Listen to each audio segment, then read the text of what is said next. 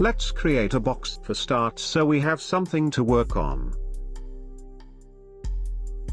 Sometimes you need to manipulate your objects precisely. Here in the bottom you can see some parameters. These parameters shows object position. If you'll click and hold left button on this spinner and move your mouse, it will change values. And when you'll click with right button, it will reset. It's fast and useful way to reset parameters. Rotation has its parameters as well. And it's the same with scaling. You can access these parameters by clicking Tools with the right mouse button. I do that for example with Move tool. You can see that window with parameters appeared. Here are absolute and offset sections. I'll change value now. You can see it has changed here. And offset always resets after each change. With rotation tool it's the same situation. And here's scaling. It's a bit different with this tool because it's different modes. I change scaling mode and you can see that parameters looks different now. Here's global scaling. If we want more parameters available we need to switch to different mode. For example, let's change all values to 100. And that's how it looks when you work with global coordinates. But if I'll switch it to local coordinates it works different. You can notice that values resets after each change. So if we don't want them to work like this, we need to stick to global coordinates. Now we'll return to pivot point topic. On our box it's placed on the bottom. Each object has its pivot point responsible for object's local coordinates.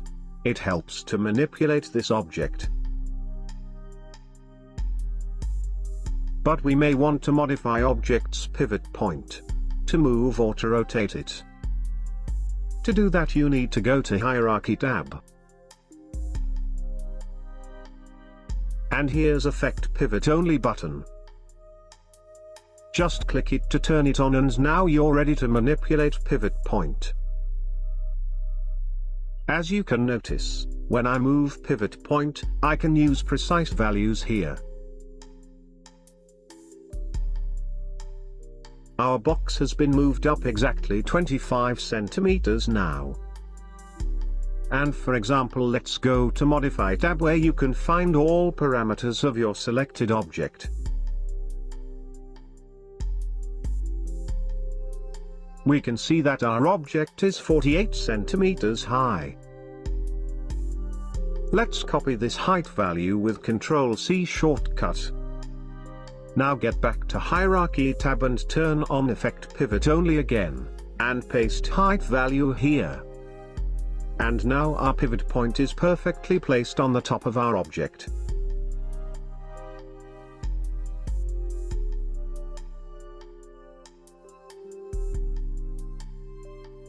Now we can turn off Affect Pivot Only and move our object again. Pivot point can also be rotated.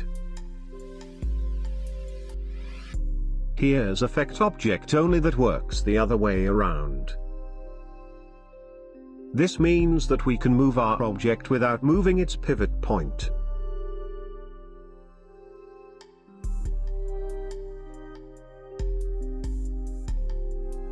In case of our pivot point going out of control we can simply reset it. Here's Reset Pivot button. Pivot point is going back to its original position then. We can also use Center to Object button, which is placing object's pivot right in the center of it. It's doing it by calculating object's height, width and length. remember to keep the pivot tab active.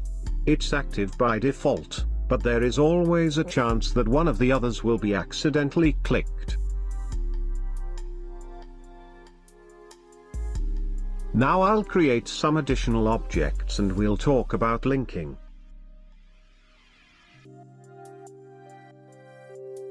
Okay. That's enough. Here's Select and Link button. It's the easiest way to link objects. Now for example I can link one object to another. You just press and hold left mouse button on the object you want to be linked, and then move cursor to the object you want to link it to. You can notice that here on the left, objects are in some hierarchy now. Object that is first in hierarchy is moving all other objects below it. It works same way with other objects in hierarchy.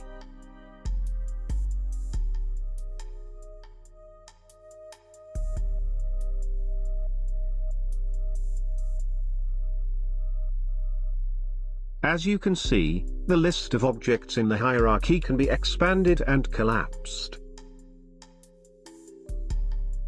We can, for example, modify our hierarchy using linking tool to make new link. Now both these objects, box and sphere, are linked to box 2.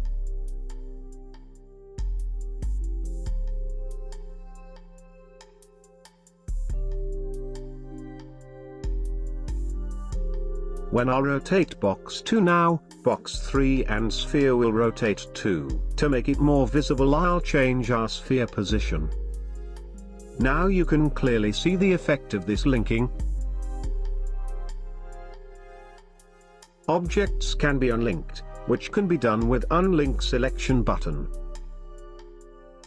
As its name says, it will unlink objects we have selected. I've got box 2 selected now and it has been unlinked now. If I'll rotate it now, you'll notice that there are still objects linked to it. But when I'll move box 1, box 2 stands still because it's not linked to it anymore. To unlink all objects I can simply select them all and click Unlinked Selection button. And now we came back to the starting point. Important thing during linking is pivot point position. For example, if we'd like to create an arm it's important to have pivot point in right place.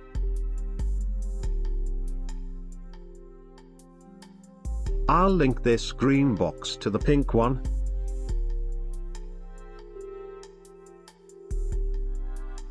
And now you can imagine it's an arm. Everything works fine. But if we'd have pivot point in wrong place, like in the center, then you can see it wouldn't look like any arm at all.